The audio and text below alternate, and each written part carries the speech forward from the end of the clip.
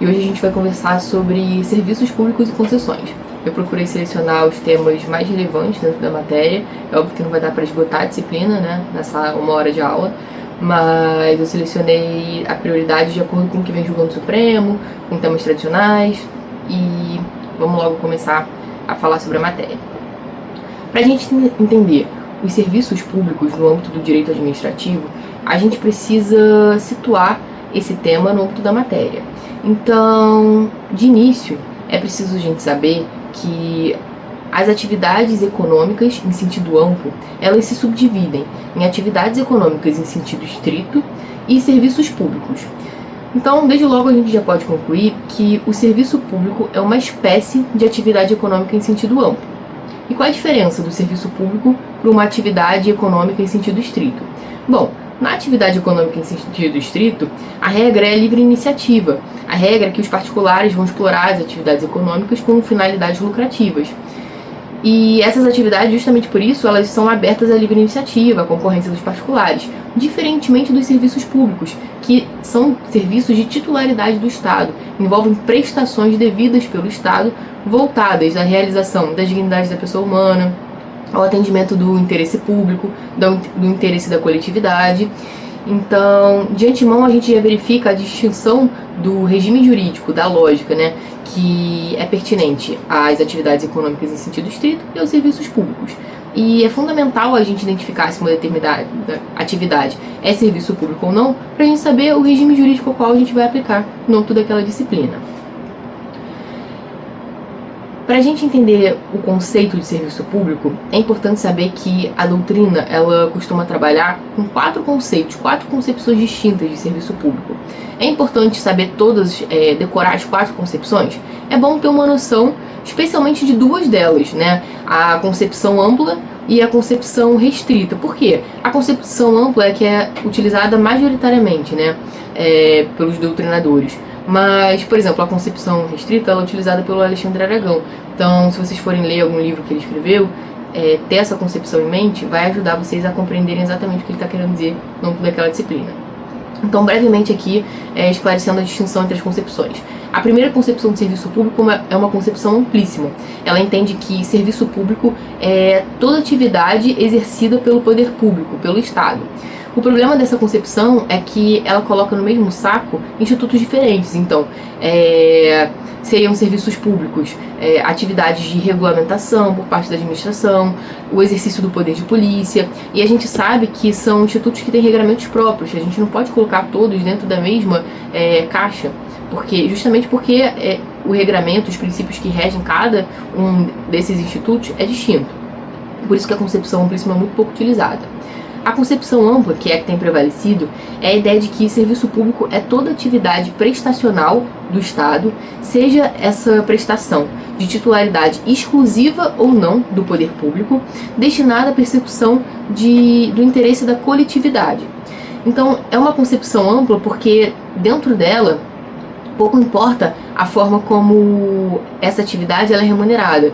Se a remuneração através de taxa, tarifa, ou se é um serviço público gratuito, todas essas atividades são consideradas serviços públicos. Então é uma concepção que considera serviço público o serviço uti singuli, que são aqueles serviços prestados a indivíduos específicos, que você consegue identificar os indivíduos, consegue identificar o serviço público que está sendo prestado. Serviços uti universi estão incluídos nessa concepção, que são aqueles prestados a uma coletividade que você não consegue identificar exatamente quem está se beneficiando daquela prestação daquele serviço público. Então, por exemplo, serviço público de saúde, um hospital público que funciona 24 horas por dia, qualquer pessoa pode utilizá-lo. Você não consegue identificar exatamente quem são os beneficiários daquele serviço público, que de fato eles não pagam nenhuma espécie de taxa ou tarifa diretamente para utilizar aquele serviço. Se estão passando mal, podem ir para o hospital público a qualquer momento que seja do dia. Então, esses são serviços públicos uti universi, que beneficiam a coletividade sem você conseguir individualizar. E essa concepção ela também inclui serviços públicos gratuitos e onerosos, ou seja, é o caso do hospital público, né, serviço público gratuito, a gente sabe que ao fim e ao cabo eles são custeados pelos impostos, né, assim como a segurança pública, mas não há uma contraprestação direta por parte do usuário, por isso que a gente fala que são gratuitos. E serviços públicos onerosos, como por exemplo o transporte coletivo de passageiros. Também é um serviço público que está incluído nessa concepção. A concepção restrita, que é utilizada pelo Alexandre Aragão, ela não inclui no conceito os serviços públicos multi-universe. Ela entende que os serviços públicos são as atividades do Estado prestadas aos cidadãos de forma individualizada e com fruição quantificada. Ou seja, a gente não inclui os serviços multi-universe, como iluminação pública, segurança pública. A grande questão é, bom, se esses serviços públicos multi-universe não são considerados como serviços públicos, qual seria a natureza jurídica deles, né? Em que caixa do direito administrativo a gente insere? Qual o regramento que deve ser aplicado? Esse é o questionamento que se faz. E a concepção restritíssima, ela é ainda mais restrita que a concepção restrita, né? Obviamente o nome já indica isso. Mas, além dela excluir do tratamento de serviços públicos os serviços multi-universe, ela também exclui os serviços prestados a título gratuito. Então, para a concepção restritíssima, só são serviços públicos atividades de titularidade do Estado, prestada mediante concessão ou permissão, remunerada por taxa ou tarifa. Então, assim, por razões óbvias, como ela é muito restrita, a gente não utiliza na prática da administração pública. Então, qual seria um bom conceito de serviço público, né? De forma que a gente pudesse entender de fato o que a gente está referindo quando a gente fala da expressão serviço público.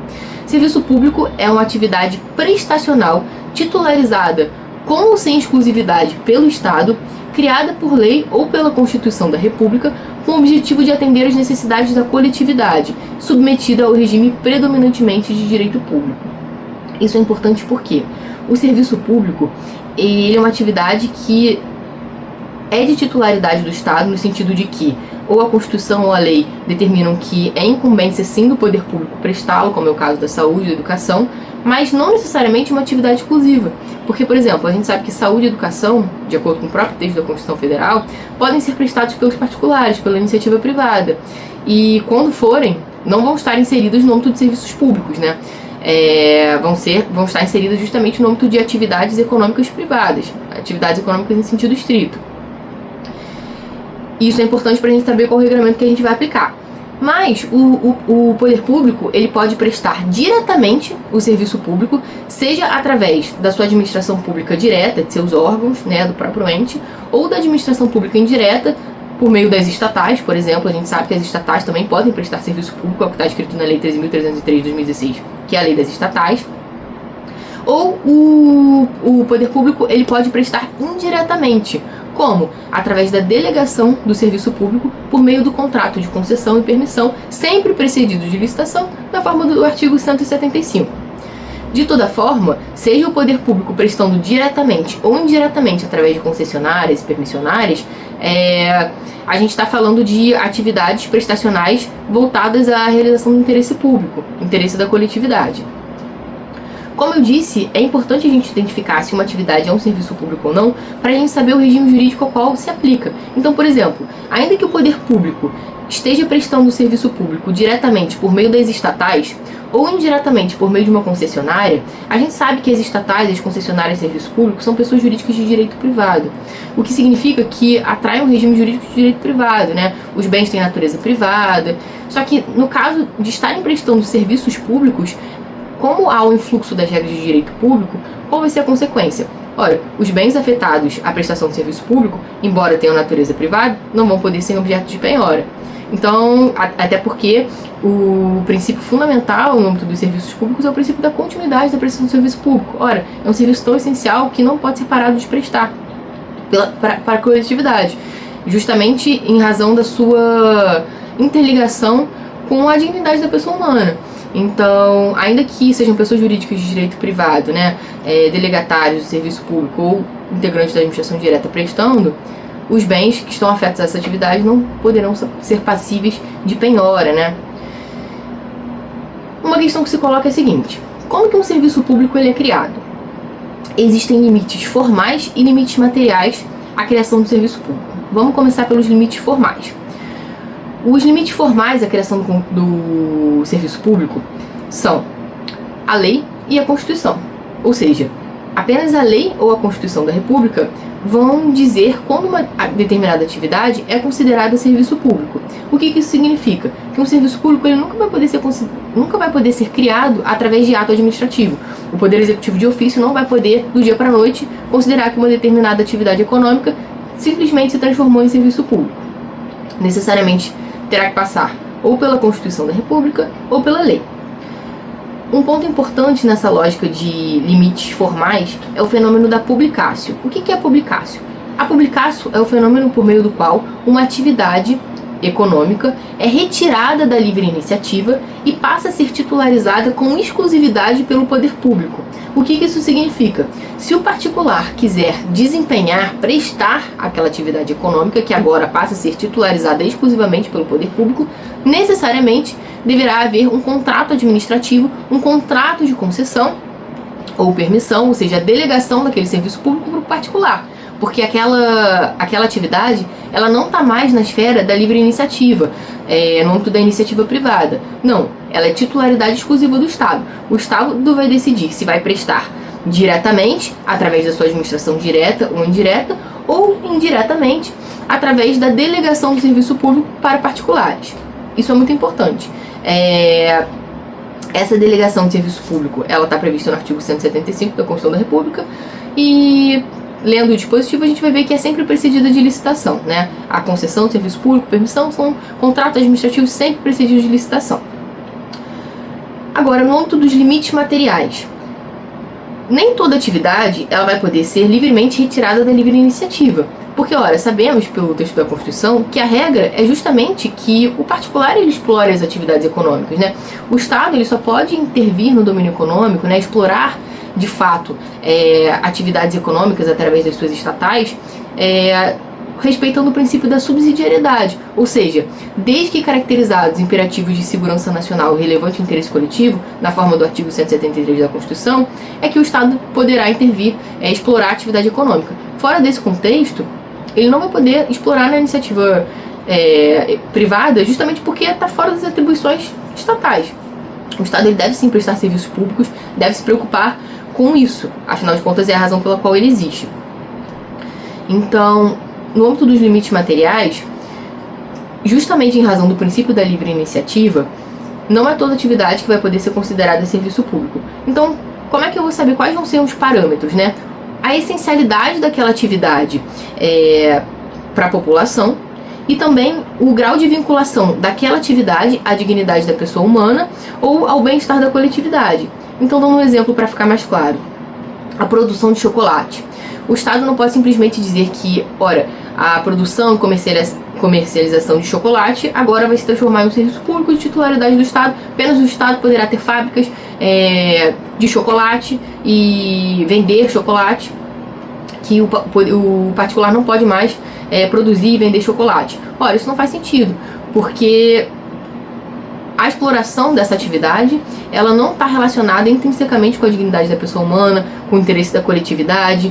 Então é uma atividade que, de fato, tem que estar no âmbito da livre iniciativa, né?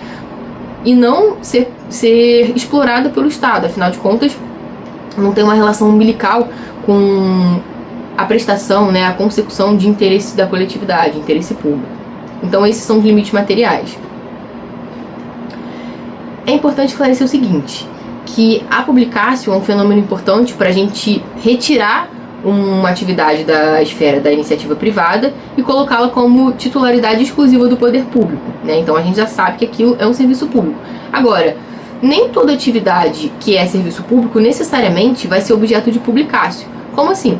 Existem atividades que elas não vão ser retiradas da iniciativa privada e mesmo assim serão consideradas como serviço público quando prestadas pelo Estado. É o caso, por exemplo, da saúde, educação, assistência social, previdência complementar, que é a previdência privada.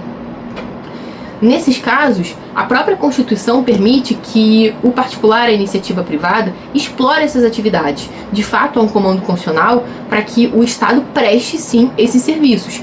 E quando o Estado presta esses serviços públicos, de fato terão natureza de serviço público. Agora, para que o particular ele explore essas atividades, não é necessário que haja um contrato administrativo que delegue o exercício dessas atividades para a iniciativa privada. Não, são atividades que a própria Constituição permite que os particulares atuem. Justamente por isso que não são objeto de publicatio, ou seja, não são retiradas da livre iniciativa, continuam lá. O Estado tem o dever de prestá-la, mas o particular também pode prestar e explorar essas atividades econômicas. Por isso que a gente fala que nem todo serviço público ele vai ser objeto de publicatio. Uma classificação importante que ajuda a entender essa distinção é a classificação do serviço público quanto ao objeto. Existem os serviços públicos econômicos e os serviços públicos sociais. Os serviços públicos econômicos são os serviços reservados, de titularidade reservada do Estado. E eles são objeto de publicácio, né? Regulados na forma do artigo 175 da Constituição. Os serviços públicos econômicos, eles são titularizados pelo Estado, são exploráveis pela iniciativa privada mediante concessão e permissão. Como a titularidade é exclusiva do Estado, ou o Estado vai prestar diretamente, através de seus órgãos da administração direta, ou através da administração indireta, através das estatais, ou vai prestar indiretamente por meio do contrato de concessão. Concessão e permissão vai delegar a prestação, vejam, não há delegação da titularidade, né? Há delegação da prestação, ou seja, do exercício daquele serviço público para as concessionárias e permissionárias de serviço público, no âmbito desses serviços econômicos. Em regra, esses serviços econômicos eles são remunerados por taxas ou tarifas e envolvem o oferecimento de utilidades materiais necessárias à sobrevivência do indivíduo. Então vamos pensar aqui em exemplos, né? Por exemplo, o fornecimento de energia elétrica, o fornecimento de água tratada, o transporte coletivo de passageiros. São exemplos de serviços públicos econômicos, podem ser prestados pelo Estado, são titularidades exclusivas do Estado, prestados diretamente pelo Estado ou indiretamente pelos concessionários de serviço público. Agora, os serviços públicos sociais são aqueles que não são reservados à titularidade do Estado, ou seja, há um comando constitucional para que o Estado preste, mas não há titularidade exclusiva. É possível que a iniciativa privada também preste esses serviços. Então, a gente fala que, como não tem essa exclusividade, não for um objeto de publicácio, a delegação à iniciativa privada é desnecessária, porque você só vai delegar aquilo que é de titularidade exclusiva. Como a titularidade não é exclusiva, se alguém da iniciativa privada quiser explorar, a Constituição permite, não tem problema. Serão serviços públicos sociais quando prestados pelo Estado, direto ou indiretamente. E serão atividades econômicas privadas quando exploradas pelo particular.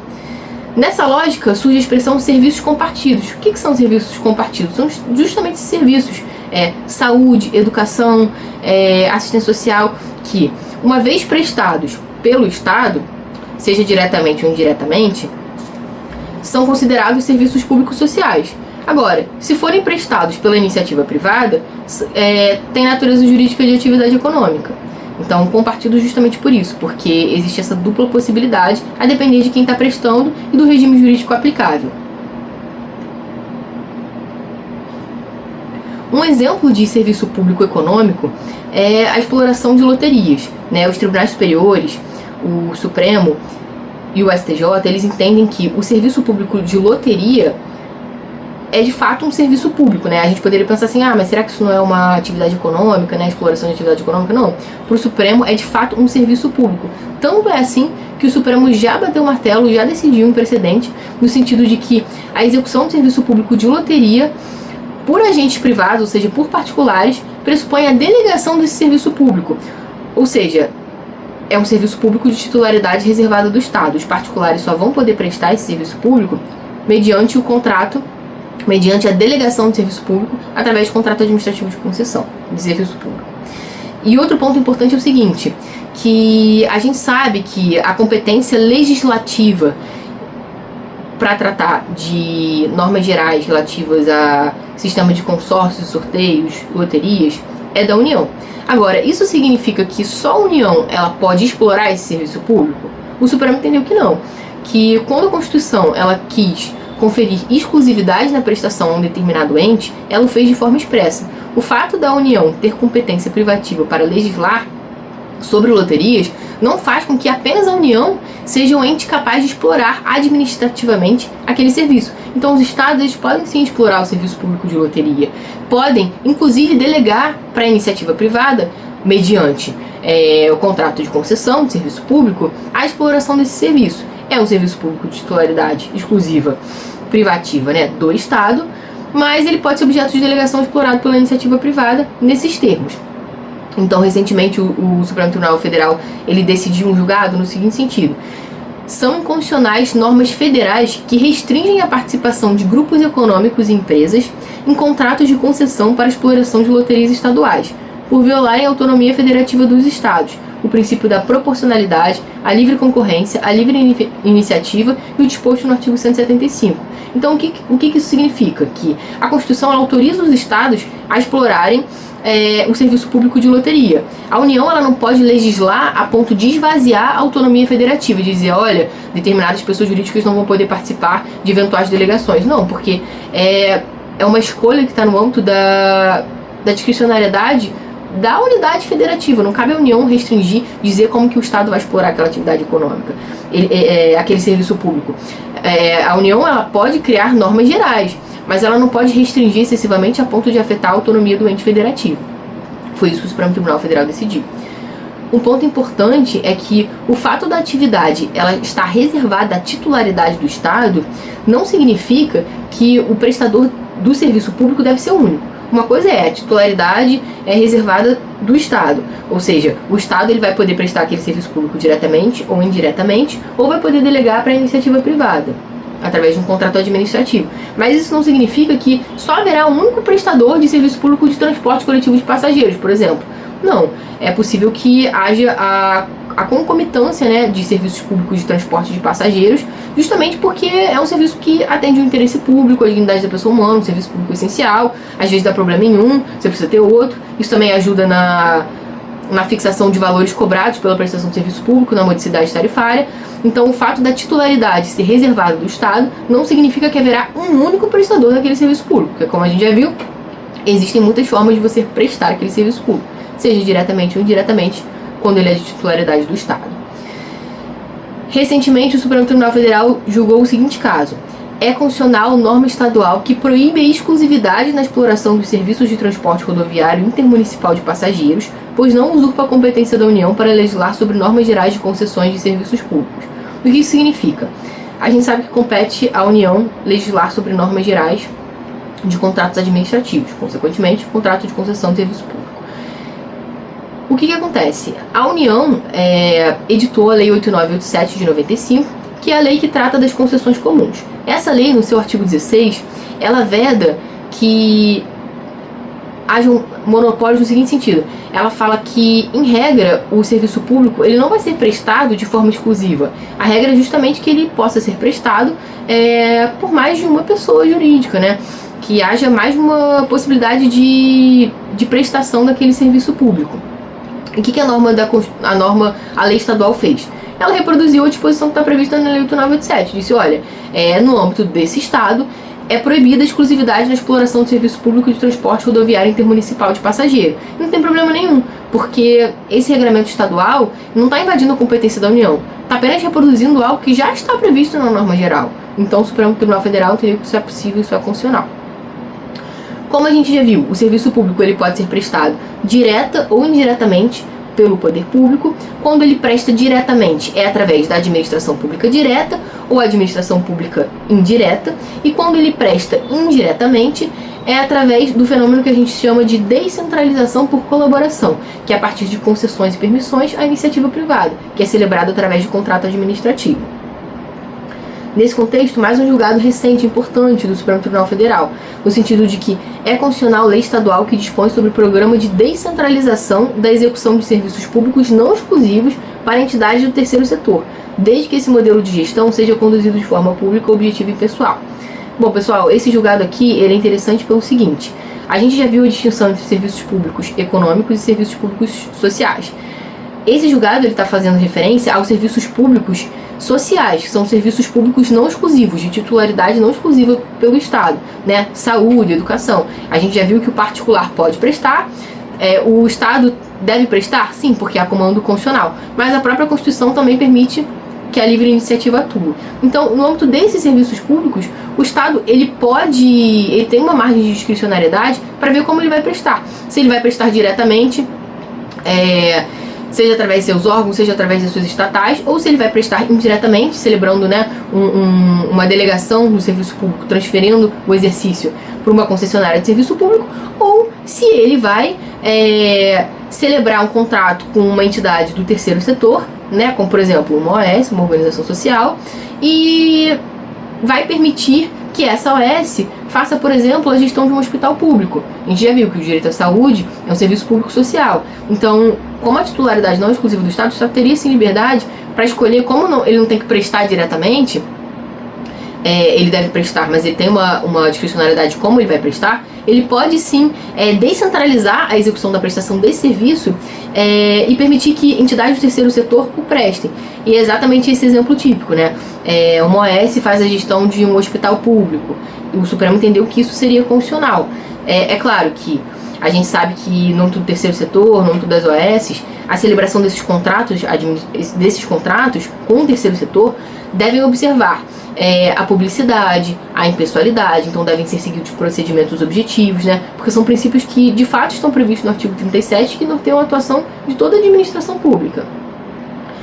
Mas não haveria qualquer problema na descentralização da prestação de serviço público por entidades do terceiro setor. Afinal de contas, são serviços que não necessitam ser prestados de forma exclusiva ou privativa pelo Estado.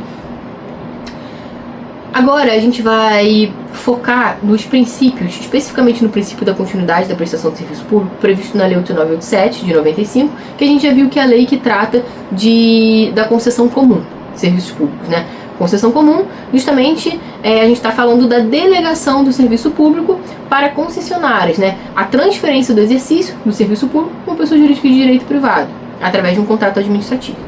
O artigo 6º, parágrafo 1º da Lei 8987, ele traz os principais princípios que regem a prestação de serviços públicos. E merece destaque o princípio da continuidade, que é a ideia de que os serviços públicos eles não podem sofrer interrupção. A prestação deve ser contínua, porque, ora, não são serviços essenciais, intimamente ligados à dignidade da pessoa humana, eles não podem ser interrompidos a qualquer momento, porque, supondo uma pessoa passar mal, ela deve ter a possibilidade de ir no hospital público e ser prontamente atendida para assegurar o seu direito à vida. Justamente por isso que a interrupção do serviço público ela não é admitida. Mas isso significa que o serviço público ele tem que funcionar 24 horas por dia? Não. A ideia da continuidade do serviço público ela está relacionada intimamente com o grau de essencialidade daquele serviço público prestado. Então, por exemplo, um hospital público sim tem que funcionar 24 horas por dia. Mas o metrô, por exemplo, transporte coletivo de passageiro, não precisa funcionar 24 horas por dia. Ele pode ter um horário de funcionamento, início e fim. Uma biblioteca pública, igualmente, né? Não precisa funcionar 24 horas por dia. Mas eu quero ir para a biblioteca pública meia-noite, 1 da manhã. Bom, infelizmente não está ligada ao grau da dignidade da pessoa humana, à essencialidade, a ponto de justificar o seu funcionamento ininterrupto. Como acontece com o hospital público, por exemplo, como acontece com a segurança pública, né? A segurança pública, as delegacias têm que funcionar 24 horas por dia, justamente não tudo essa ideia de continuidade na prestação de serviço público. Agora, é possível a interrupção do serviço público? O STJ entende que sim, que são válidas as previsões contidas no artigo 6º, parágrafo 3º, inciso 2º da Lei 8987, que falam exatamente das seguintes situações. Não se caracteriza como descontinuidade do serviço a sua interrupção em situação de emergência ou após aviso prévio, quando motivada por razões de ordem técnica ou de segurança das instalações, e por inadimplemento do usuário. Então, vamos pensar aqui no primeiro caso. Por exemplo,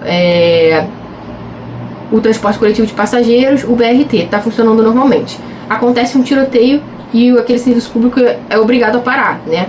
Para preservar a segurança pública dos passageiros. Porque se o transporte continuar, vai continuar ali no meio da bala perdida, alguém pode morrer. Isso é permitido, né? Não viola o princípio da continuidade de serviço público, que é uma razão de segurança das instalações, das pessoas, né? Ou então razões de ordem técnica, quando o metrô para de funcionar para manutenção daquelas estruturas do vagão, eventuais reparos, para limpeza, isso não tem problema nenhum. Agora, pelo inadimplemento do usuário, é possível porque a gente sabe que concessão de serviço público é um contrato administrativo que o concessionário ele chega no valor da tarifa considerando, fazendo uma estimativa de quantas pessoas utilizam aquele serviço, quanto que ele pode cobrar. Então, assim, sempre com base na ideia de que os preços têm que ser módicos, né? Os serviços públicos não são serviços essenciais, então você tem que cobrar um preço módico da tarifa. Então, como é que você vai cobrar um preço módico se tem muito inadimplemento? Ou se tem muita gratuidade concedida pela lei? É difícil. Então, justamente por isso que a lei permite que, em caso de inadimplemento de usuários, seja possível o corte no fornecimento daquele serviço público, o corte no fornecimento de energia elétrica se a pessoa não paga a conta de luz. É óbvio que existem regras, né? A jurisprudência criou alguns parâmetros, né, para evitar abusos por parte da concessionária, mas é justamente a ideia de que isso permite que aquele serviço continue sendo prestado de forma saudável pela concessionária, para que ela consiga recuperar o investimento que ela fez para prestar aquele serviço público e obtenha lucro. Afinal de contas, todos os particulares, ao fim e ao cabo, eles perseguem sim lucro. Então, entre as premissas, né, sedimentadas pela jurisprudência, a suspensão do serviço público, ela só é admissível em relação a débitos atuais. Então, por exemplo, a pessoa está em dia, pagou a conta de luz esse mês, pagou as 3 últimas, mas não pagou há 2 anos atrás 2 faturas. Não vai poder ser realizado o corte no fornecimento de energia nesse caso. Além disso, o corte de fornecimento de energia, ele não vai ser possível diante de situações em que haja ponderação entre o limite entre o direito à vida e direitos econômicos relacionados ao equilíbrio econômico-financeiro. Então, por exemplo, a pessoa parou de pagar a conta de luz, mas ela tem um home care em casa. Se houver o corte no fornecimento de energia elétrica, aquela pessoa que está ligada ao aparelho, ela vai vir a óbito. Então, assim, nesse caso, a jurisprudência entende que também não vai ser possível o corte no fornecimento de energia elétrica, ainda em caso de inadimplemento. E a mesma lógica, ela se aplica ao poder público. O poder público, ele também pode ser usuário de serviço público. Então, supondo que o Estado ele não pague sua conta de luz, né? O serviço é prestado por uma concessionária. Ele não paga a conta de luz. Você vai poder cortar a luz de uma quadra poliesportiva, de um ginásio, por exemplo. Agora, você não vai poder cortar a luz de um hospital público. Se você cortar a luz, todos os pacientes que estão ali internados podem vir a falecer.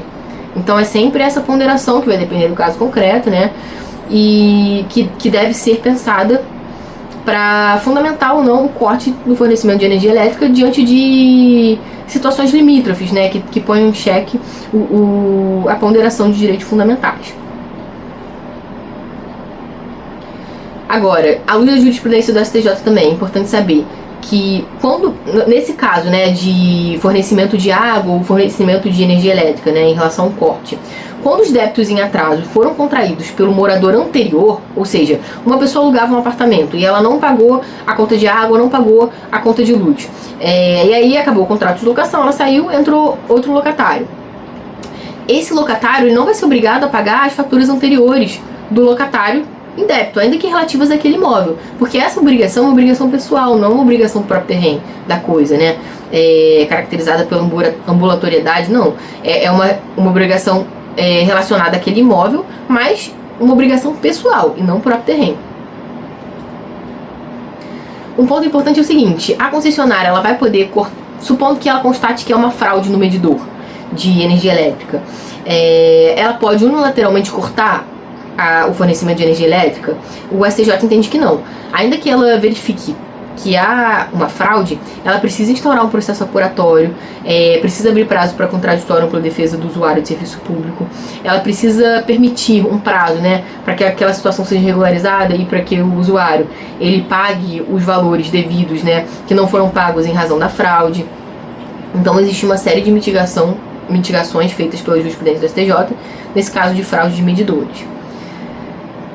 Um julgado recentíssimo, muito interessante, julgado pelo Supremo Tribunal Federal, diz respeito a uma lei que foi editada pelo Estado do Pará, dizendo genericamente que no âmbito do Estado não poderiam ser cobrados pelas concessionárias de serviços públicos, todas as concessionárias de serviços públicos no âmbito daquele Estado não poderiam cobrar taxa de religação daquele serviço público. Então, por exemplo, o usuário deixou de pagar energia elétrica, foi cortada, né, observado o devido processo legal, à luz da jurisprudência, foi cortado regularmente a energia daquela pessoa. Aí ela pagou todas as contas que estava devendo, entrou em contato com a concessionária para obter de fato a religação daquele serviço público, né, para que ela volte a receber energia elétrica. A lei do Estado do Pará dizia que essa concessionária não podia cobrar a taxa para religação do serviço. Só que o que acontece? A gente sabe que a energia elétrica é um serviço cuja regulamentação, né, a legislação, compete à União. E a exploração desse serviço público também é titularidade da União. Então, não pode o Estado, genericamente, legislar proibindo a cobrança pela taxa de religação de serviços públicos que são titularidade de outros entes federativos, seja da União, seja do município. Então, por exemplo, isso valeria para um serviço público de titularidade do Estado. Vamos pensar aqui, o gás canalizado. A Constituição Federal fala, gás canalizado, competência do Estado. Se há eventual corte no fornecimento de gás canalizado, é possível que a lei, no âmbito daquele Estado, proíba a taxa de religação. Mas isso não pode influenciar em âmbito de serviços públicos de outras esferas federativas, né, ainda que prestadas na jurisdição, né, no âmbito daquele território do Estado. Então, o que o Supremo fez? O Supremo, ele declarou a inconstitucionalidade parcial, sem redução de texto dessa lei, para excluir o alcance dessa lei no âmbito do setor de energia elétrica. Ou seja, essa lei é inconstitucional quando diante do caso de energia elétrica. Ou seja, as concessionárias de energia elétrica vão poder sim cobrar a taxa de irrigação, porque nesse ponto ela é inconstitucional. Agora, em relação aos outros serviços públicos de titularidade do Estado, que não sejam de outros entes federativos, essa lei, em tese, é constitucional e pode ser aplicada no âmbito daquele Estado. Vamos falar especificamente agora das concessões e permissões de serviço público, reguladas pela Lei 8987. A concessão de serviço público é um contrato administrativo por meio do qual o poder público ele delega o exercício do serviço público, né, a execução daquele serviço público, para o particular. A Lei 8987 de 95 ela trata das concessões comuns e a Lei 11.079 de 2004 trata das concessões especiais, que são as PPPs. A gente sabe que existem as PPPs administrativas e as PPPs patrocinadas. Elas não vão ser objeto dessa aula, mas é muito importante que vocês leiam a Lei das PPPs para ter uma noção de diferença, né? Qual a diferença entre uma concessão comum e uma concessão especial? Eu já posso adiantar aqui para vocês que uma diferença importante é que na concessão comum a ideia é de que o concessionário ele seja remunerado pela tarifa do usuário. A ideia é de que não haja um pagamento feito pelo poder público para o concessionário para ele prestar aquele serviço público. A ideia é que o serviço seja integralmente custeado pela tarifa paga pelo usuário e pelas receitas acessórias, diferentemente das concessões especiais, das PPPs, cuja regra é que necessariamente haverá uma contraprestação pelo poder público para a prestação daquele serviço. O artigo 2º da Lei 8987 traz as distinções entre o contrato de concessão de serviço público e permissão de serviço público. Leiam o artigo 2º, inciso 2, 3 e 4 e o artigo 40 da mesma lei. Eu vou falar aqui em linhas gerais, não vou ficar aqui lendo o dispositivo para a gente não perder muito tempo, mas basicamente é o seguinte: é possível que haja concessão tanto de serviço público quanto concessão de serviço público precedida de obra pública, ao passo que a permissão ela só pode ser para prestação de serviço público. A concessão, ela necessariamente será delegada para uma pessoa jurídica ou para um consórcio de empresas, né, também pessoa jurídica, e a permissão de serviço público ela pode ser prestada ou por uma pessoa física ou por uma pessoa jurídica. A ideia é que os contratos de permissão, ambos têm natureza jurídica de contrato, como está previsto na Constituição, artigo 175, mas como a própria Lei 8987 fala que os contratos de permissão são contratos de adesão, a ideia é que eles sejam marcados pela precariedade, de forma que seja possível que o poder público revogue unilateralmente aquele contrato de permissão de serviço público a qualquer momento, sem necessariamente gerar um direito de indenização. Então, a ideia é que a permissão ela seja utilizada muito mais para investimentos, serviços públicos que não demandem altos investimentos e que aquele que investe, né, o concessionário, ele recupere rapidamente aquele investimento, porque a qualquer momento aquele contrato ele pode ser revogado pelo poder público, sem direito de indenização, como a gente vai ver. E ao passo que a concessão de serviço público é muito mais para aqueles contratos administrativos que têm maiores seguranças, né? Não tem esse marco da precariedade típico das permissões de serviços públicos. Então, assim, para a gente entender, um exemplo de permissão de serviço público são os quiosques em parques administrados pela prefeitura. É rápido, né? O quiosque de praia. É rápido você implementar aquilo, começar a prestar o serviço público, você recupera rápido o dinheiro que você investiu. Então, a lógica do sistema é essa. Então, vamos lá. No âmbito do contrato de concessão, a gente já viu que a principal fonte de remuneração do concessionário é a cobrança de tarifa de usuário. Também é possível a cobrança de receitas alternativas, elas estão previstas no artigo 9º a 13 da Lei 8987. E, então, por exemplo, as barcas, né, serviço público de transporte de passageiros, é o serviço público em si. O local onde os passageiros entram para pegar as barcas tem várias lojinhas. Aquelas lojinhas, o concessionário ele pode contratar com particulares para eles explorarem aquele serviço, eles pagam um aluguel para o concessionário. Isso a gente chama de receitas acessórias. Ou então, por exemplo, as publicidades, né, o serviço coletivo de transporte de passageiros, os ônibus. Por vezes a gente vê anúncios no ônibus, né? Aquela publicidade ali também é uma receita acessória, porque ela é mais uma receita que o concessionário recebe e junto da tarifa que recebe do usuário, aquilo ali é utilizado para assegurar um preço módico da tarifa, ou seja, um preço razoável, que não seja muito caro, que permita que todos possam utilizar o serviço público. Bom, como a gente já disse, a titularidade exclusiva do Estado daquele serviço público é diferente de exclusividade na prestação. O fato da titularidade ser exclusiva não significa que apenas uma pessoa vai poder prestar aquele serviço público. A Lei de Serviços Públicos, no artigo 16, fala que a exclusividade não é a regra, ao contrário. É importante vocês terem noção também da seguinte premissa, de que os contratos de concessão, como eles são contratos duradouros no tempo, eles são necessariamente contratos incompletos. O que isso significa? Como o contrato ele é muito duradouro no tempo, ele é muito extenso, você não consegue de antemão prever todas as situações que podem acontecer no transcurso daquele contrato. Então você ter como premissa a noção de que é um contrato incompleto, de que é impossível prever todas as situações de antemão, permite que você adapte aquele contrato à realidade que se apresenta de acordo com as situações que vão se apresentando ao longo do cumprimento daquele contrato. Uma questão que se coloca é, bom, a gente já viu que a concessão de serviço público ela é remunerada principalmente pela tarifa paga pelo usuário. Mas o Estado ele pode complementar o valor arrecadado com a tarifa para viabilizar a prestação de serviço público? A gente já viu que em regra não. Há doutrinadores que entendem que não, que no âmbito das concessões comuns o Estado não pode ficar investindo, colocando dinheiro público, subsidiando aquela atividade. Mas existem outros autores que entendem que sim, que olha, na verdade o que não vai poder acontecer é que o Estado coloque o dinheiro no âmbito daquela concessão, daquele contrato, né, que ele subvencione aquela atividade como forma de criar um benefício injustificado para o concessionário. Mas ele pode sim investir, né, subsidiar a atividade para segurar a modicidade tarifária, para incrementar a universalidade do serviço, a depender do caso concreto. É óbvio que não vai ser a regra, mas se isso acontecer, não vai, simplesmente por isso, descaracterizar o contrato de concessão comum. E não necessariamente será uma inconstitucionalidade. Será inconstitucional, obviamente, se for um tipo de privilégio odioso, né? Um benefício injustificado para beneficiar um concessionário específico. Mas se for nesse contexto de você assegurar a modicidade tarifária, por exemplo, veio a Covid, a concessionária está cumprindo todas as cláusulas do contrato, até o poder público também, mas assim, é difícil manter aquele valor por inúmeros fatores externos. Então, assim, não seria de todo inconstitucional, ilegal ou qualquer coisa que o valha, seria permitido, sim, nesse contexto, o subsídio do poder público para assegurar a modicidade tarifária.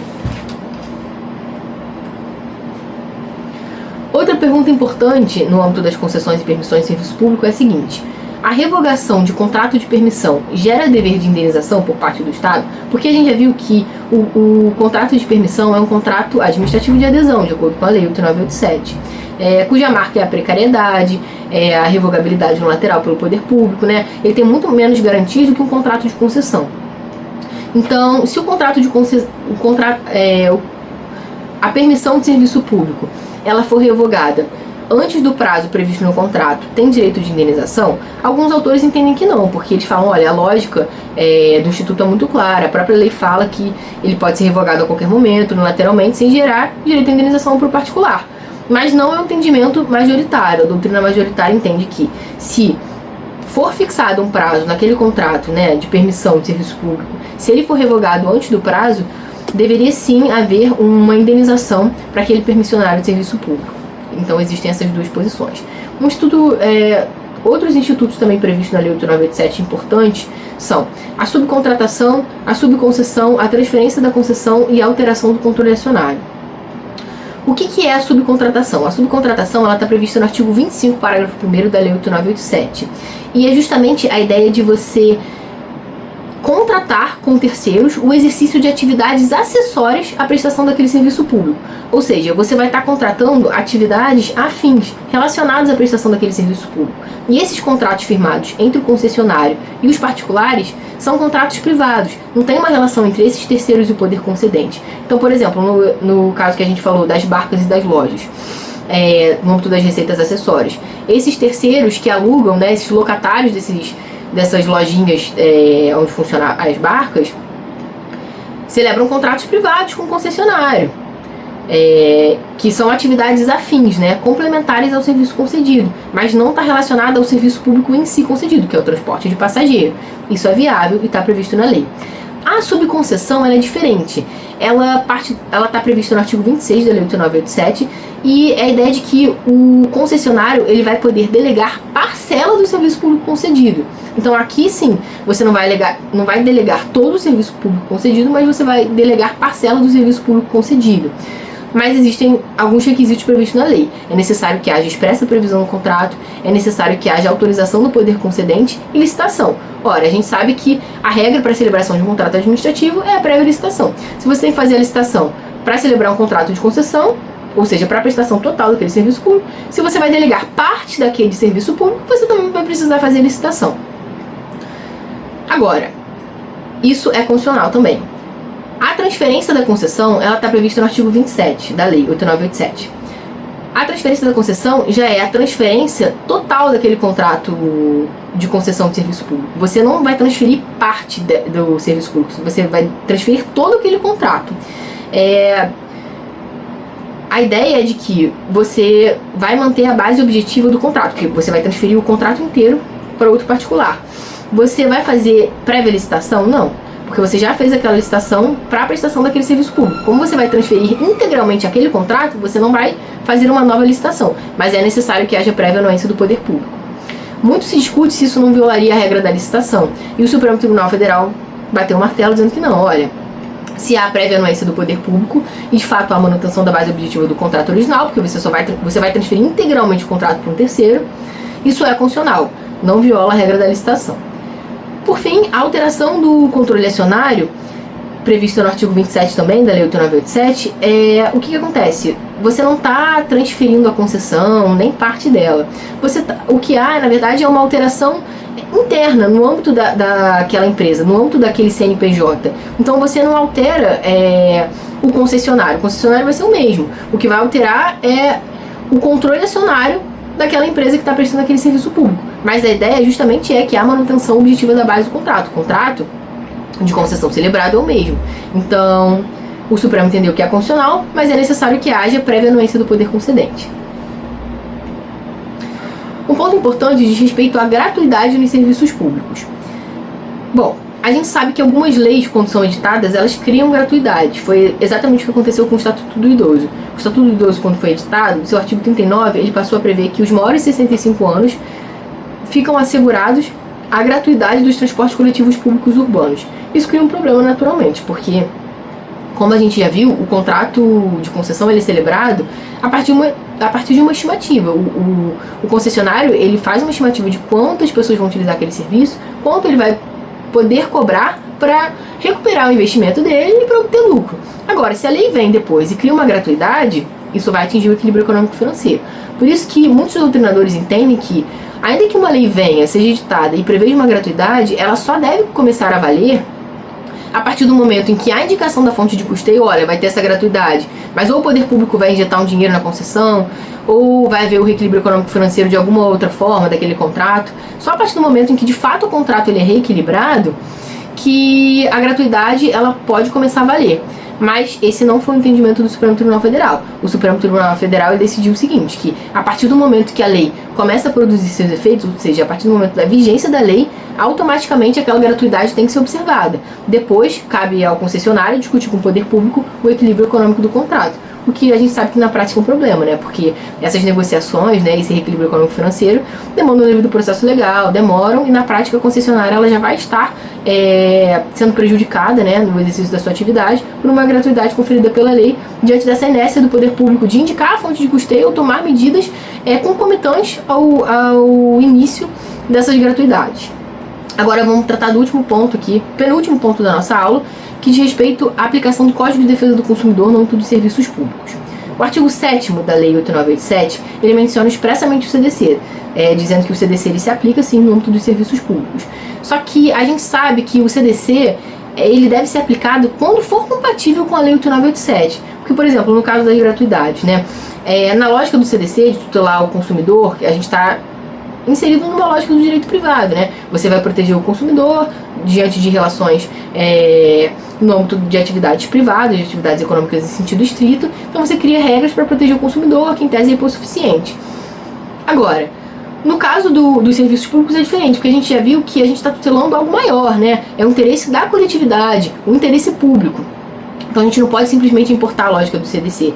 Por exemplo, nesse caso das gratuidades, se a gente fosse aplicar a lógica do CDC, não poderia haver uma alteração do valor da tarifa, porque outros indivíduos, outros consumidores que nada tem a ver com a gratuidade estariam sendo prejudicados com o aumento da tarifa. Mas no âmbito do serviço público isso é possível sim, porque é necessário que haja manutenção do equilíbrio econômico-financeiro para que haja prestação daquele serviço público pelo particular, no âmbito da delegação do contrato, feito pelo poder público. Então, existem 3 entendimentos em relação à aplicação do CDC e os serviços públicos, ou seja, se o CDC ele vai se aplicar para todo e qualquer serviço público ou se o CDC só vai se aplicar para alguns serviços públicos. A gente já viu aquela distinção, né, de serviços públicos econômicos, serviços públicos sociais, serviços uti-universe, serviços uti-singulo, e a jurisprudência do STJ ela faz essa distinção especificamente em relação aos serviços uti-universe e uti-singulo. Existem 3 entendimentos. O primeiro entendimento é no sentido de que todos os serviços públicos se submetem ao CDC. Serviço público uti-universe, uti-singulo, gratuito, oneroso. O segundo entendimento é no sentido de que o CDC ele é aplicado aos serviços públicos uti-singulo, prestados individualmente. Você consegue identificar os beneficiários daquele serviço público e que, desde que esses indivíduos eles remunerem a prestação daquele serviço público, seja por meio de taxa ou tarifa. Então, a segunda posição, ela exclui da incidência do CDC os serviços públicos uti-universe, porque eles são em tese eles são gratuitos, são custeados por impostos.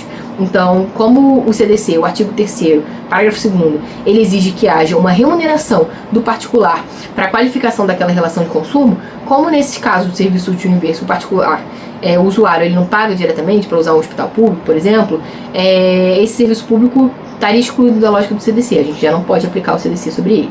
E a terceira posição no sentido de que, olha, o CDC ele vai incidir apenas sobre os serviços individuais, mas que são remunerados por tarifa. Os serviços públicos individuais que são remunerados por taxas não sofrem incidência do CDC.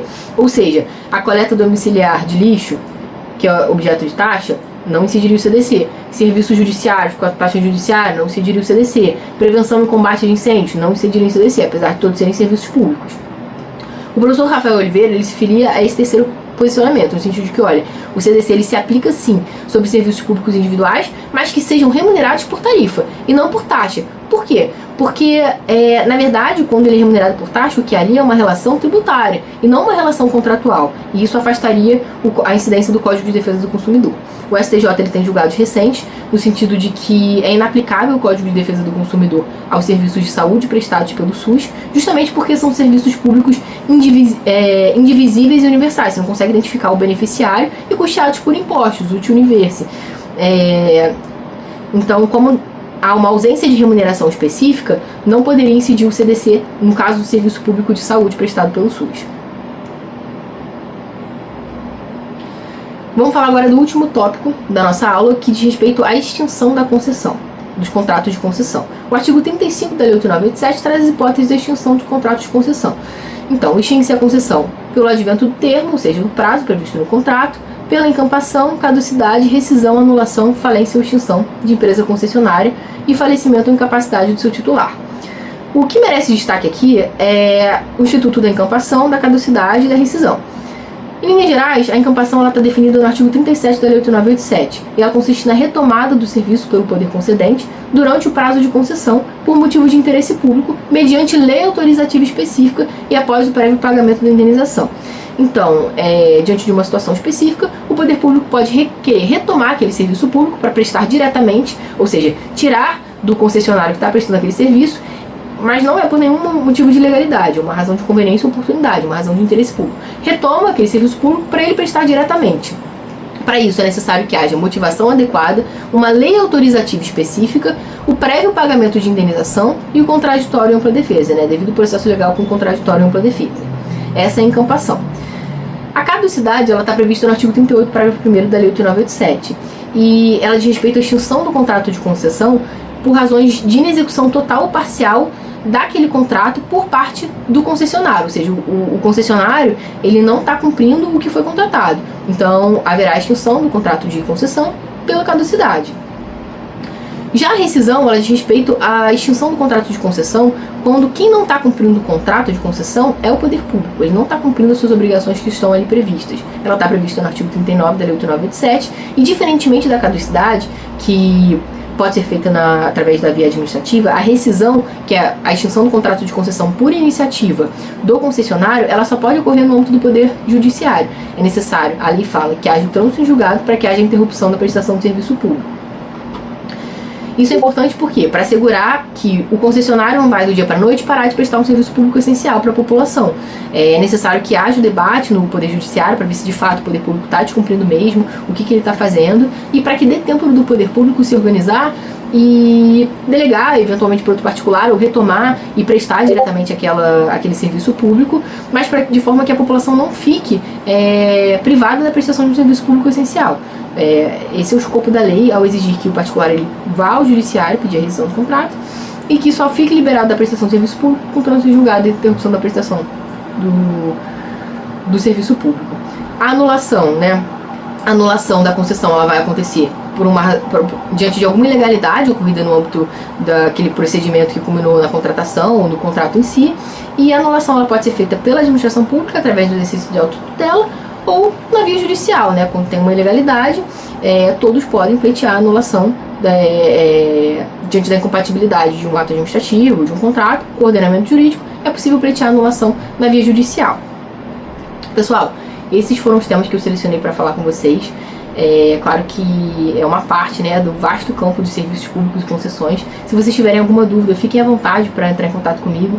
Meu Instagram é @carolina.vaia. Eu tiro dúvida de aluno lá. Se quiserem perguntar qualquer coisa, enfim, algum ponto que não tenha ficado claro ou alguma outra questão que eu não tenha tratado aqui, fiquem à vontade para entrar em contato. Judicial. Pessoal, esses foram os temas que eu selecionei para falar com vocês.